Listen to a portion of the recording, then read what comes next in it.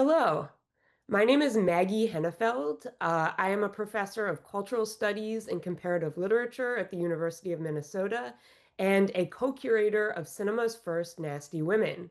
Welcome to Indiana University Library's Moving Image Archive screening of Breaking Plates and Smashing the Patriarchy, a program of irreverent short film comedies that's part of IU's 2025 celebration of Silent Movie Day. As I'm sure you've heard, these festivities also include IU Cinema's screening of the legendary 1923 film Salomé, directed by Charles Bryant and Alla Nazimova, which Kenneth Anger has aptly described as too queer for words. So you definitely don't want to miss the screening of Salomé. And for those not familiar, Silent Movie Day is an annual international celebration of silent cinema meant to champion the presentation and preservation of silent films while highlighting their vital, beautiful, and powerful contributions to film history. So, in that spirit, it is my absolute pleasure to introduce today's screening of Breaking Plates and Smashing the Patriarchy. Who's ready to smash the patriarchy? Just show of hands. Obviously, I can't see your responses since this is a pre-recorded introduction, but I'm just going to go ahead and assume that everyone in the theater is currently raising their hand. So today's program includes 10 short feminist comedies, opening with Karen Pearlman's new archival documentary, Breaking Plates, followed by 9 dish-smashing highlights from the DVD Blu-ray set Cinema's First Nasty Women. Seen here. I was a co-curator of this collection, so I'm going to give you a little bit of context about the larger project before I briefly introduce the 10 films in the lineup. So, Cinema's First Nasty Women is a 4-disc DVD Blu-ray set that contains 99 feminist silent films. We spotlight only the very nastiest women of the silent film archive. The set was released by Kino Lorber in December 2022, and it spans over 14 and a half hours of archival footage, though I promise we won't watch all 14 and a half hours today. We sourced these 99 films from 13 different international archives and libraries. And a very quick shout out to my co-curators, Laura Horak, who's a film professor at Carleton University in Ottawa, and Elif Rongen Kainachi, who's the silent film archivist at the I Film Museum in the Netherlands, which provided about 40 of the 99 films in the set. All 99 films have new original musical scores, which you'll kind of get a sampling from today. We worked with 45 different composers and hundreds of musicians to perform and record the scores for this project, including actually with IU Cinema's own music department. There's a 1919 feature film on the cover of our booklet called Film for Short, the music for which was composed by a student at Indiana University Bloomington. And I believe that film actually screened at IU Cinema a couple years ago. So very exciting. Um, the DVD also includes video introductions and audio commentary, along with a 114-page edited booklet, which some folks have described as our booklet novella, which is free for all to access online as a PDF through our website. Our website is hosted by the Women Film Pioneers Project, which is just an amazing resource for learning everything you wanted to know about women's participation in the silent film industry on a global scale. So this print version comes with the Blu-ray edition alone, but you can access the whole booklet online as an open access PDF. And if you like what you see today, I'm happy to tell you that there are at least 90 more films like them in our collection. And the films in the set were made between 1898 to 1926, so they really span almost the entirety of the silent film era. And in that spirit, the rallying cry of our project is that nasty women were there since the very origins of the medium, but were subsequently written out of film history. Images of feminist rebellion and queer mischief were totally foundational to the initial rise and global popularity of cinema. But these works were ignored in established canons of film history and deprioritized by archives for preservation and restoration. This has led to a very serious condition that feminist archivists diagnose as historical amnesia.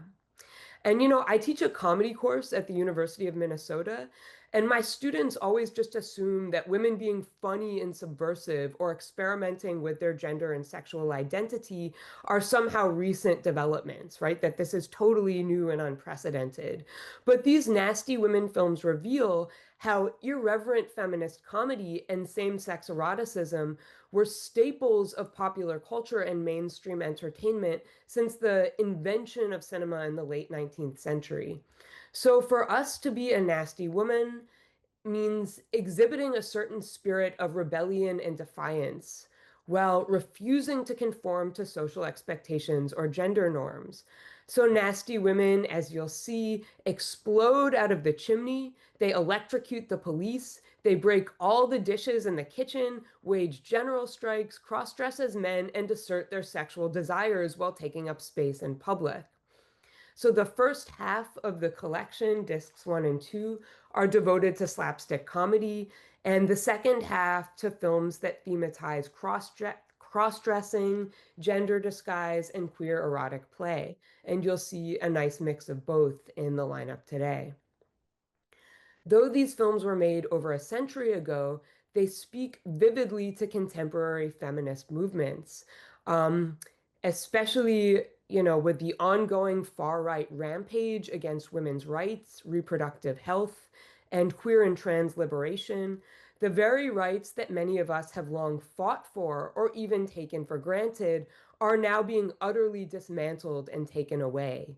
These films are all about surviving the brutality of patriarchy and capitalism while finding joyful and imaginative ways to protest for a better world.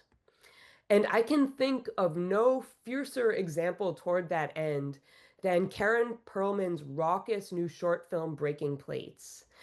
As you'll see, Breaking Plates, running in about 25 minutes, Breaking Plates is both an archival documentary and a creative reenactment that teaches us how to wield humor, in the words of the filmmaker, as a weapon against the structures that contain us. It's a fantastic film, and we were so proud to collaborate with Pearlman and Physical TV Company. Breaking Plates emerged out of a collaboration between the curators of Cinema's First Nasty Women and Physical TV Company, which is based in Sydney, Australia. Pearlman is a professor at Macquarie University in Sydney. Um, and yeah, basically, we handed over all 14 and a half hours of footage from our set. And Karen just went to town. She skillfully re-edited a lot of the archival footage from the collection and really beautifully wove that footage into a narrative. The film is just all about how we can harness the unruly energies of the Nasty Women archive to sustain our revolutionary desires in the present and kind of project them into the future, as you'll see shortly. Breaking Plates will then be followed by 9 short films from cinema's First Nasty Women, all of which are also excerpted in Breaking Plates. So you'll see some echoes between the two components of the program and hopefully recognize some of the images when you then watch these films in their entirety. Keep an eye out, especially for a French kitchen maid named Victoire, who goes on a plate-breaking rampage in a French comedy from 1907, aptly titled The Nervous Kitchen Maid in its English release. Other nasty women in the lineup tonight include Laura Bailey, who spontaneously combusts out of the chimney in a 1903 British trick film called Mary Jane's Mishap. Also, keep an eye out for Sarah Duhamel, who is just indomitably funny. She starred as a character named Rosalie in her own comic series. You'll see her today in a sadly incomplete film from 1911 titled Rosalie's Phonograph. And you may notice people often comment that Duhamel bears a distinct resemblance to the contemporary comedian Melissa McCarthy.